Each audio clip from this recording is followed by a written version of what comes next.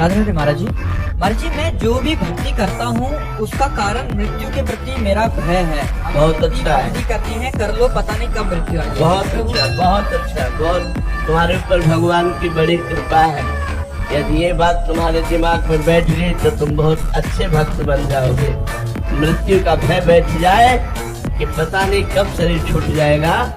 दान पुण्य कर लो, तीर्थ याटन कर लो, परोपकार कर लो, मंगलमय भगवान का नाम कीर्तन कर लो, भगवत कथा सुन लो, भगवत भक्तों का संग कर लो, धन्य भाग हो जाएंगे। यही भय तो चाहिए, यही भय चाहिए। जो सभी त्रावा सरनाई रखियो ताहि प्राण की नाई। यदि मृत्यु से भयभीत होकर भगवान के शरण में गए तो अमर हो जाओगे, अविनाशी पद को प्राप्त हो जाओगे और एक एक मिनट बहुत अच्छी तरह से कटेगा यदि मृत्यु का भय रहा। जब मरना है तो पाप क्यों करना है, बुराई क्यों करनी है, नीच कर्म क्यों करना है। ये बहुत बड़े भाग्य की बात है कि किसी के हृदय में बात बैठ जाए कि मृत्यु तो होनी ही है, असत कर्म नहीं करना, मुझे सत्कर्म करना है। यही मृत्यु का भय भगवान की स्मृति से युक्त कर देगा और भगवान की स्मृति भगवत प्राप्ति कराएगी। राधे राधे महाराज जी। महाराज जी, साधक के जीवन का वह दिन कैसा होता है जब उसकी जन्मों जन्मों की प्रतीक्षा समाप्त हो जाती है और उसके प्रेमास्पद उसके सामने खड़े होते हैं। उसे नहीं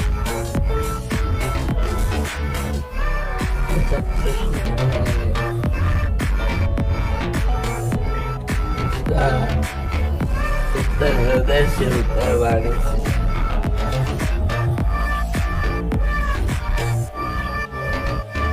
जब कोई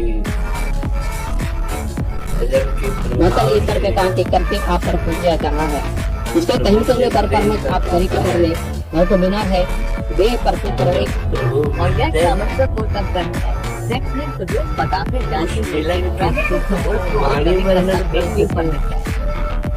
इतनी सामर्थ्य प्राकृतिक वाणी में कहाँ है। सरस्वती जी में भी इतनी सामर्थ्य नहीं है। भगवत मिलन की सुख वृत्ति को लिख सके। भगवत मिलन कराने वाले प्रेम को ही कहा गया अनिर्वचनीयम प्रेम स्वरूपम।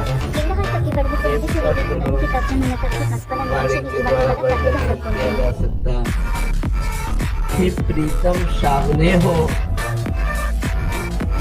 तो बहुत काल से उनके विरह में व्यतीत हृदय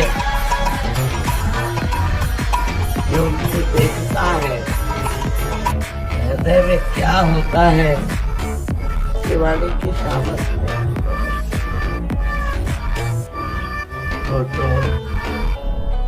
केवल हृदय जानता है, केवल हृदय। दूसरा का वर्णन कर सकता है, न समझ सकता है। तो प्रेमियों के मिलन की बात केवल इनका हृदय आगे हम उसकी समझ नहीं कर सकते। जैसे आनंद केवल एक ब्रह्मबोध संपन्न महापुरुष की अनुभूति विषय है, वाणी का विषय नहीं। ऐसे प्रेमानंद ये केवल हृदय का विषय है, वाणी का विषय नहीं कि उसको ऐसा सुख मिलता है। जैसे हम प्राकृतिक सुख की बात आपसे पूछें, आपको बहुत जो प्रिय वस्तु है वो जब आपको प्राप्त होती है तो कैसा लगता है? मुझे अच्छा लगता है। कैसा अच्छा लगता है? बहुत अच्छा लगता है। कैसा बहुत अच्छा लगता है? फिर आपका उत्तर होगा कि आप उस वस्तु का सेवन करके देख लीजिए। इसके आगे प्राकृतिक वस्तु के आनंद का अनुभव प्राकृतिक वाणी नहीं कर सकती। सच्चिदानंद स्वरूप परम सत्य कर्म करूंगा, समुद्र वैराग्य समुद्र ईश्वर समुद्र भगवान का मिलन हो रहा है और उस सुख का वर्णन वाणी कर सके असंभव। वाणी की अधिष्ठात्री देवी सरस्वती भी नहीं वर्णन कर सकती।